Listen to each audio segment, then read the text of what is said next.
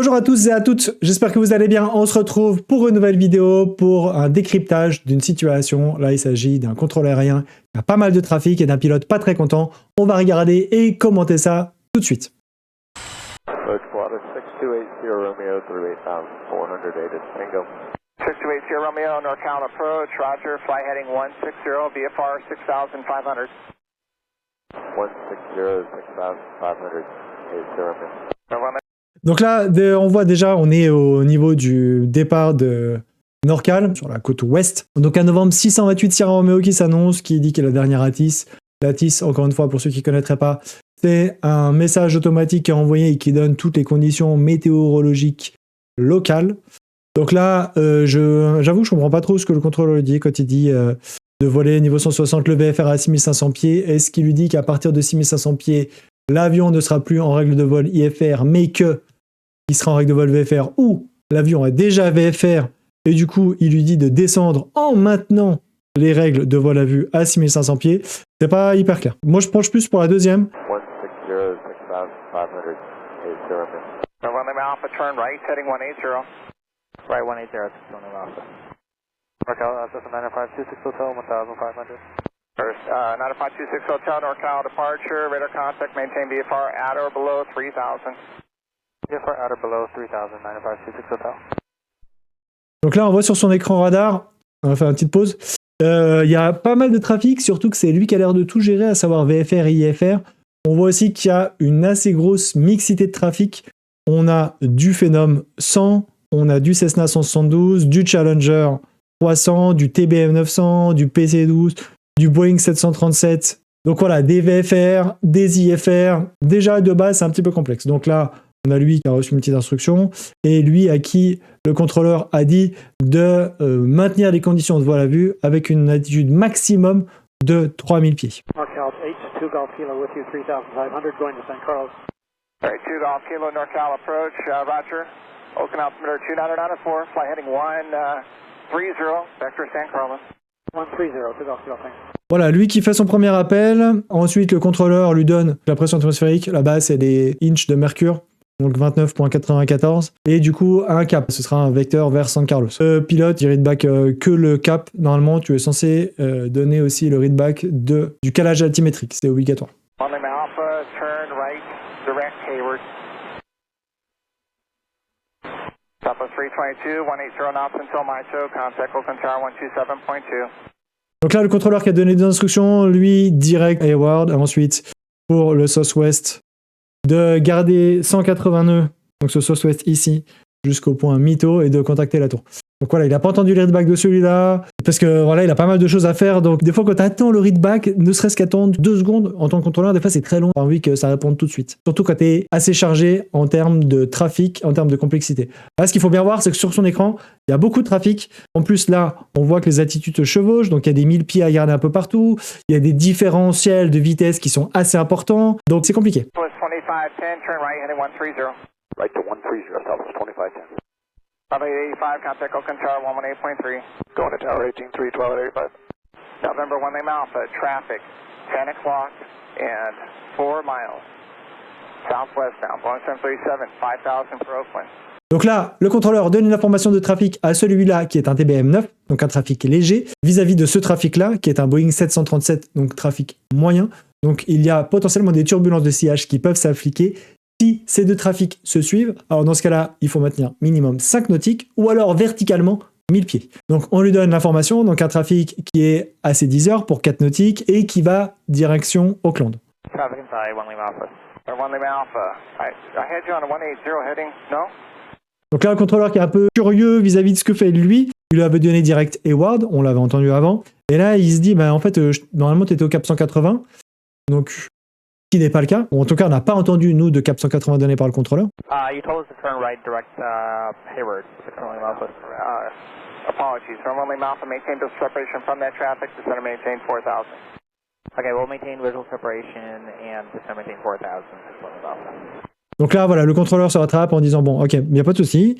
Par contre, il faut maintenir votre séparation visuelle. S'ils sont pas pour le même aéroport, il y a moins de problèmes. Donc, lui accepte de garder sa séparation à vue. D'où ce qu'on fait, c'est théoriquement, tu demandes à l'avion, genre, est-ce que vous acceptez de maintenir votre séparation à vue? Les États-Unis, c'est presque un monde différent en termes de contrôle aérien. Donc voilà, là, le contrôleur impose au trafic de maintenir sa séparation à vue. Si le trafic ne pouvait pas ou ne voulait pas, de toute façon, le pilote aurait refusé. Le pilote a toujours la possibilité de refuser l'instruction du contrôleur s'il considère que celle-ci met en danger la sécurité de l'appareil ou s'il considère qu'il ne peut pas respecter les instructions.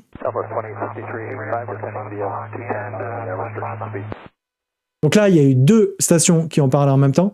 Donc un peu compliqué. Là, encore une fois, c'est chargé. Donc on a entendu justement que c'était brouillé. Donc ça veut dire, voilà, 2 personnes qui parlent. Correction, 4 flight 93, turn right, a right turn, heading 200.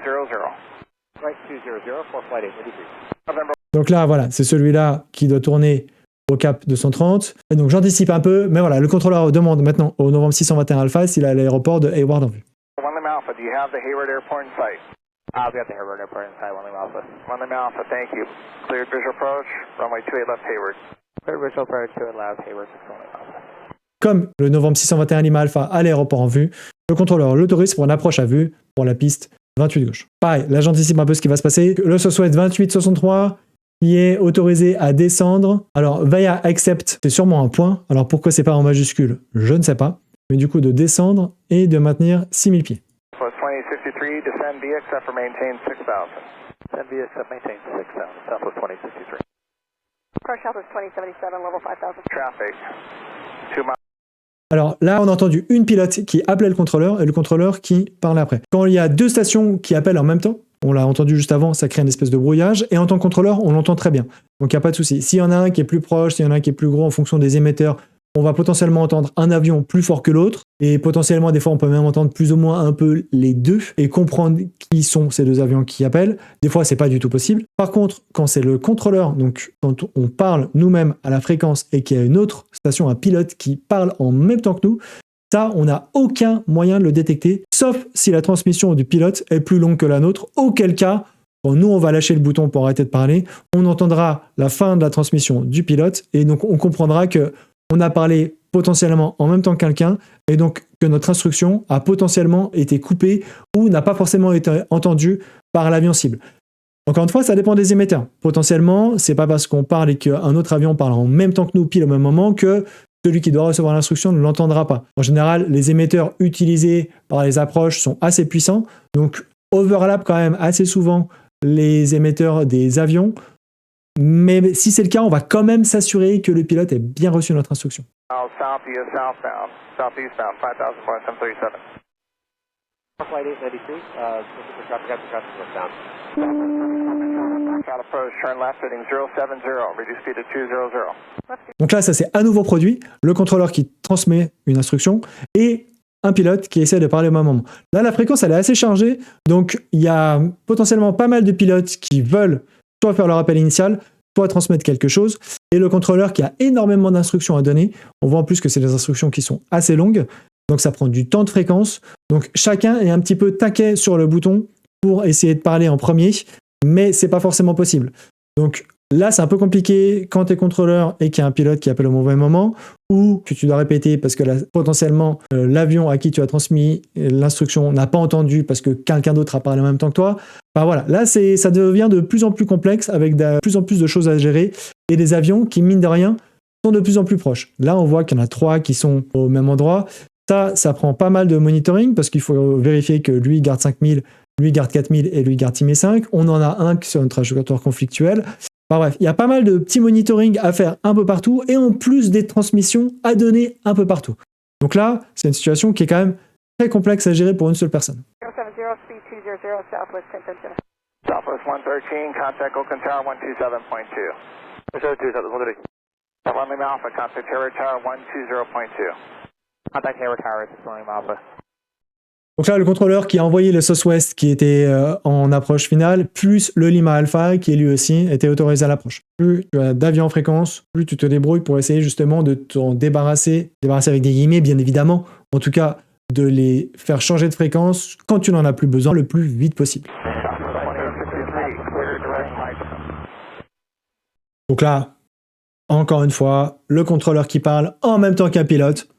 Et donc, il dit au Southwest 2863 d'aller direct le point Mito. Un autre pilote qui a essayé de parler au même moment, on ne sait pas du tout ce qui se passe. Southwest 2063, clear direct Mito. Le contrôleur, encore une fois, comme il a beaucoup de travail, il n'a pas le temps d'attendre 10 secondes que le pilote réponde. Le pilote n'a potentiellement pas entendu parce que justement, il y a un autre avion qui a parlé en même temps que le contrôleur. Donc le contrôleur est obligé de répéter l'instruction de manière justement assez rapprochée par rapport à sa première instruction parce qu'il y a beaucoup de choses à faire derrière. Direct Mito, Southwest 2863. Approach 80 Romeo, can I go back on course here? Alright, Sierra Romeo, descent approved 6,000, correction, no, not yet. Alright, Sierra Romeo, you have traffic. Alright, 8 Sierra Romeo, turn another 20 degrees left. Donc là, le contrôleur qui est un tout petit peu perdu. Là, c'est celui-là donc, qui était sur un cap qui demande s'ils peuvent reprendre leur cap initial. Donc là, le contrôleur se mélange un tout petit peu. Il lui dit au tout début la descente autorisée à 6000 pieds. Puis après, il se dit ah bah non, en fait non, il y aura du trafic, donc plutôt 20 degrés gauche. Il fait référence à ce Southwest qui était autorisé à descendre à 6000 pieds. Donc du coup, si lui descend à 6000 pieds, si lui descend à 6000 pieds, il y a un petit souci. Donc il va lui dire à celui-là de garder 6500 pieds. Si l'avion est VFR, on peut faire 500 pieds entre un avion IFR et un avion VFR. Ça va dépendre des classes d'espace aérien. On en avait déjà parlé. Dans un espace aérien Delta, il n'y aura pas de problème. Il faudra juste une information de trafic. Potentiellement même la même altitude avec une information de trafic, ce serait légal. On évite quand même de le faire. 20 degrees left. 82 Romeo, 20 degrees left, outwind, flight following now. This is the wrong direction. To maintain 7000. Alors voilà, encore une fois, deux personnes qui parlent en même temps, le contrôleur et le Sierra Romeo.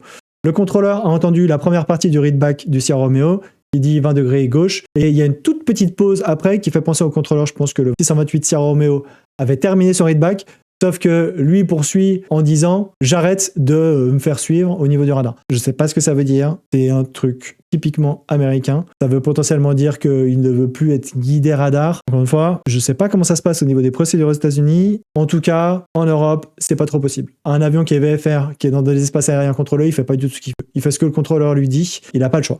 Ou alors, il descend en dehors des espaces aériens contrôlés. Donc là, a priori, il est encore dans les espaces contrôlés, donc il fait pas ce qu'il veut. Alors en fait, j'ai revu les charts en off et c'est peut-être un petit peu plus compliqué que ça. On a ici l'aéroport d'Auckland, ici l'aéroport d'Hayward, et ces aéroports sont surplombés par des classes d'espace aérien Bravo qui protègent l'aéroport de San Francisco. Le nombre qu'on voit en dessous, c'est à la limite inférieure de cet espace aérien Bravo, et le chiffre du dessus, c'est la limite supérieure. Au niveau de la position de l'avion, avec la vidéo, c'est un petit peu difficile à dire dans quelle zone il est. Potentiellement, s'il est dans cette zone-là ou dans cette zone-là, alors il est en dessous de l'espace aérien Bravo, et en dessous, à cet endroit-là, il est en espace éco. Dans ce cas-là, les avions ne sont même pas obligés d'être en contact avec un contrôleur. Donc, potentiellement, cet avion pourrait tout simplement quitter la fréquence à partir du moment où il reste en dessous des espaces aériens contrôlés Bravo, Charlie ou Delta. Donc là, en l'occurrence, ce serait l'espace aérien Bravo, puisqu'on voit que la classe Bravo commence soit à 7000 pieds, soit à 8000 pieds dans ces zones-là. Du coup, on n'entend pas, mais on entend que juste la fin de la transmission du contrôleur de maintenir 7000 pieds. Et du coup, comme on n'entend que la fin et que le contrôleur venait de parler, donc le Sierra Romeo qui dit « est-ce que c'est pour moi ?» Sauf que, a priori, c'est pas pour lui.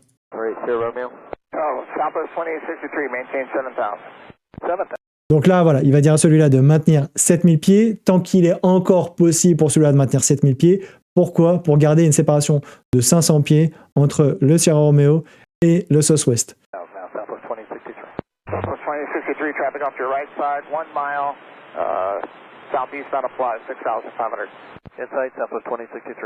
Donc là, justement, il fait l'information de trafic à celui-là pour dire, voilà, pourquoi je t'ai dit d'arrêter à 7000 pieds ? Parce qu'il y a un trafic qui est juste à ta droite et qui maintient 6500 pieds, c'est un pilatus.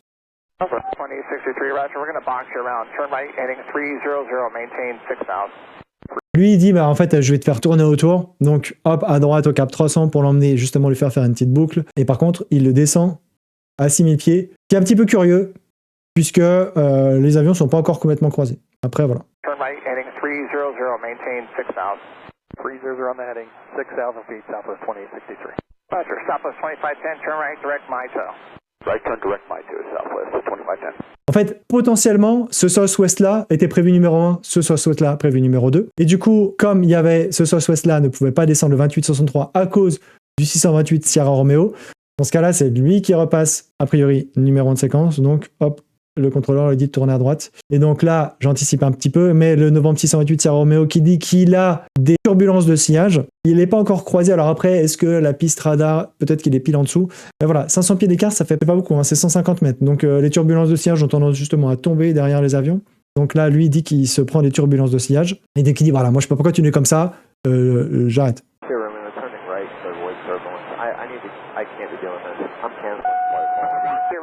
Maintain VFR at 5,500. Resume navigation.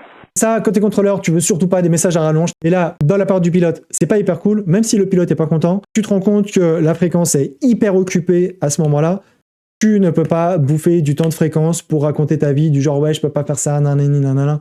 Non, c'est pas le moment. En fait, tu donnes ton message. Si t'es pas content, tu le dis après quand tu sens qu'il y a du temps de fréquence disponible. Là, on sent qu'il n'y a aucun temps de fréquence disponible pour transmettre ce genre de message. La preuve, le contrôleur revient derrière assez vite en essayant d'overlapper la transmission. Alors, c'est un peu bizarre parce qu'il essaie d'overlapper la transmission de celui qui lui parle. Donc c'est, voilà. Mais en tout cas, pour lui dire, ok, maintenant tu peux reprendre la route que tu désires et de descendre à 5500 pieds en maintenant VFR. 5500 pieds parce qu'il y a celui-là qui tourne sur la droite. Du coup, l'avion ne peut pas descendre sans restriction. 5,500 navigation. 80. I want to cancel flight following. I don't like what you're doing with me. Lui, il répète et il dit voilà, je veux arrêter le suivi de vol. Je peux pas continuer comme ça. Il y a des avions qui évoluent autour, c'est pas possible. Donc là, le contrôleur lui dit ben voilà, c'est vous maintenez 5500 pieds en VFR. Et puis voilà, il n'en dit pas plus. Romeo, maintain VFR 5,500. 5,500, 80 Romeo. For flight 893, reduce to slowest practical speed, contact Hayward Tower 120.2. Practical speed, Hayward Tower, for flight 893, thank you. Approach fatigue 102, 4,000 feet, 100, we local side. 6. Voilà, c'est encore ce que je dis. Là, il y a encore une fois 2 transmissions simultanées. Donc là, ça fait beaucoup de transmissions simultanées dans un même enregistrement. Donc c'est pour qu'on se rende compte que c'est extrêmement occupé et donc que les messages à rallonge, c'est extrêmement pénalisant pour tout le monde. Donc là, on n'a rien entendu, à part la transmission d'avant, c'était simplement pour dire à celui-là de réduire la vitesse minimum possible et de changer de fréquence.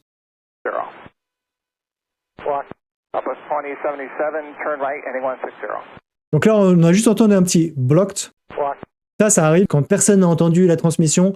On sait que le contrôleur a parlé parce que du coup, au bout d'un moment, les pilotes reconnaissent sa voix. Mais on ne sait pas ce qu'il a dit, on ne sait pas qui il a dit. Il y a un pilote qui va annoncer blocked. Comme ça, le contrôleur sait que l'instruction qu'il a transmise n'a pas été reçue.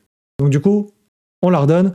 Et là, en l'occurrence, c'est pour le Southwest 2077 de tourner à droite au cap 160. Right, 160, Southwest 2077. Southwest 2063, turn right heading 360. I turn 360, Southwest 2063. November 2 Golf Kilo, contact San Carlos Tower. On sent que là, le contrôleur, en fait, il a le doigt prêt à appuyer à chaque fin de readback des pilotes parce qu'il a beaucoup de choses à dire. Donc voilà, là, c'est reséquencer celui-là, c'est transmettre la fréquence suivante à un avion. Enfin voilà, il y a beaucoup de choses à faire pour le contrôleur. 25 Charlie, climb approved 3,500. 3,500, 25 Charlie. 82 Romeo, descent approved, unrestricted. Starting descent, 82 Romeo. I'm gonna give you a call later. It's unacceptable. Donc là, il y a à nouveau beaucoup d'instructions. On sent que le contrôleur a encore une fois le doigt pré-appuyé sur le bouton pour transmettre dès la fin du readback des pilotes. Et donc là, le Sierra Romeo, encore une fois, moi je trouve son attitude pas terrible, puisqu'il fait encore un message à rallonge pour dire des choses. Bon, voilà. À la limite, je vous appellerai plus tard. Ok, le c'est inacceptable. Franchement, c'est pas ouf. Donc là, en tout cas, lui maintenant, comme ces 2 avions qui sont là sont des avions VFR, lui peut maintenant descendre sans restriction. Lui étant derrière, il n'y a plus de risque de collision. Donc, ce que dit le contrôleur, justement, c'est descente à votre convenance en maintenant VFR. Southwest 2077, turn right heading 180. Le contrôleur qui n'a pas que ça à faire de répondre, lui, il a beaucoup de travail. Donc voilà, c'est celui-là. Transmission suivante, c'est tourne à droite au cap 180. Il reste calme, il reste cool. C'est parfait, très professionnel. Right, 180, you're doing a great job, Southwest 2077. Et là, moi, je trouve que l'attitude du Sierra Romeo, tu peux pas dire ce genre de choses sur la fréquence et tu peux pas revenir derrière sur la fréquence. Donc le Southwest qui dit, voilà, qui répète l'instruction du contrôleur et qui lui rassure en disant, voilà, vous faites un travail formidable. Et du coup, le Sierra Romeo qui dit, bah non, pas du tout. Donc, le second pilote du Southwest qui dit, bah si, bien sûr, il le fait. Enfin, c'est... Franchement, son attitude au Sierra Romeo, On peut, des fois, je suis d'accord, les contrôleurs font des erreurs. Le Sierra Romeo peut ne pas être content du service rendu par le contrôleur.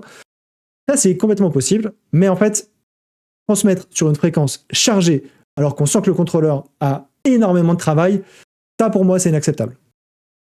Peak 102, turn right direct Oakland. Right direct Oakland, Peak 102. Et on voit surtout que le contrôleur, il a besoin de transmettre. Voilà, là, il transmet aux boutiques. Encore une fois, il s'en fout de ce que dit le Sierra Romeo. Très professionnel, il reste calme, il reste dans son routine, il reste dans son truc. Parce que de toute façon, il n'a pas le temps de répondre à des invectives d'un pilote qui n'est pas content. North Sierra Romeo, contact San Carlos Tower. San Carlos Tower, 8 Sierra Romeo. Peak 102, contact Oakland Tower, 118.3. 118.3, Peak 102, you're doing great. Thank you so much. Thank you. Cette fois, le Sierra Romeo qui est envoyé sur une autre fréquence, donc il ne pourra plus râler. Le boutique qui est envoyé sur une autre fréquence, qui réassure lui aussi le contrôleur en disant qu'il fait un super travail. Donc, ça fait toujours plaisir quand tu es contrôleur, quand tu as un pilote qui râle et que les autres te rassurent en disant « Mais non, en fait, tu fais du bon travail, c'est juste lui qui est un peu grincheux. » Donc, voilà, là, le contrôleur, bon, forcément, remercie. Mais il a aussi, pareil, d'autres transmissions. Donc, il parle au Southwest. Il y a pas mal de travail encore à faire. 2077, company is 30 knots slower, contact tower now, 127.2. All right, start slowing, go to the tower. You guys do great work. Thank you so much, Southwest 2077. Thank you. Donc là, ça a changé de contrôleur. On entend que c'est pas la même voix. En plus, potentiellement, en même temps qu'il gérait le trafic, il y a un de ses collègues qui arrive pour le remplacer. Donc en plus, il devait transmettre les consignes à son collègue contrôleur, à savoir, sur la fréquence, il y a tel avion qui fait ça, ensuite il y a cet avion qui fait ça, etc. Donc ça prend du temps. Donc voilà. C'était pas mal de travail pour ce contrôleur aérien. Là, je vais pas mettre la suite puisqu'il n'y a plus grand-chose. Il y a encore des pilotes qui lui disent que le travail était très bien. Donc voilà, moi personnellement, je trouve que l'attitude du pilote du PC-12, en tout cas sur la fréquence, était relativement inacceptable. Dites-moi ce que vous en avez pensé. On peut dire ce qu'on veut du travail du contrôleur. Par contre, encore une fois, je le répète, bouffer du temps de fréquence comme ça sur une fréquence qui est déjà extrêmement chargée avec un travail extrêmement complexe, pour moi, c'est pas acceptable. Voilà, on se règle après, on passe des coups de fil après, mais sur le moment, quand c'est chargé, on lave pas son linge sale à ce moment-là. Voilà. Donc n'hésitez pas à me dire ce que vous en avez pensé dans les commentaires, à mettre un pouce bleu si ça vous a plu, et en attendant, je vous dis à la prochaine. Ciao, ciao!